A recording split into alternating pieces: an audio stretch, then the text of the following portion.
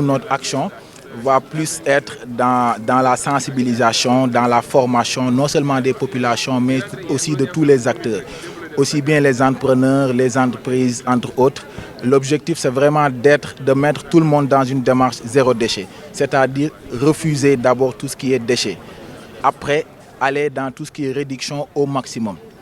Après, maintenant, aller dans la réutilisation et enfin terminer par le recyclage. Donc, le recyclage, le compostage et surtout les industries qui sont dans ce domaine à mieux recycler avec le tri à la base et le tri et la différenciation.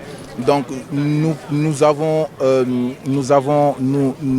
accueilli avec beaucoup de plaisir cette antenne à Saint-Louis parce que nous sommes convaincus que Saint-Louis est une très belle ville, mais une ville qui est menacée par la pollution des déchets. Quand vous faites un tour sur les plages, vous êtes un peu, voilà, cette beauté est écorchée en tout cas par la gestion des ordures. Donc les politiques publiques ainsi que les populations ont consenti beaucoup d'efforts et nous venons maintenant compléter tous ces efforts pour que vraiment Saint-Louis soit une ville propre, une ville avec zéro déchet. Saint-Louis aussi a capitalisé beaucoup d'expérience en matière de gestion des ordures. Avec l'expérience aussi capitalisée par l'AS au niveau de Dakar, nous pensons que vraiment nous sommes prêts pour relever le défi et faire de Saint-Louis une ville propre, une ville zéro déchet. L'État a déjà consenti, comme l'a dit Alioune, des efforts. Ce matin, les populations de Saint-Louis étaient à Guet-Ndar pour le Bissoup 7. Mais nous pensons qu'il faudrait aller au-delà et mettre en place des associations. Donc c'est heureux aujourd'hui que l'association nationale zéro déchet soit descendue à Saint-Louis pour mettre en place son antenne. Nous pensons que l'école doit jouer sa partition.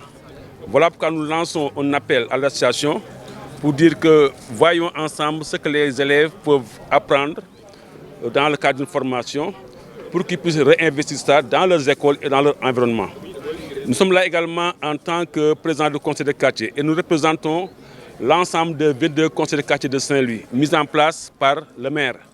Donc nous pensons également que l'antenne zéro déchet de Saint-Louis devra prendre contact avec le collectif des 22 conseils de quartier pour voir dans quelle mesure on pourrait se déployer en termes de sensibilisation, de formation, mais également d'actions concrètes pour que Saint-Louis retrouve son lustre d'antan. Voilà la quintessence de la journée d'aujourd'hui qui tourne autour essentiellement du lancement de l'antenne régionale de Saint-Louis.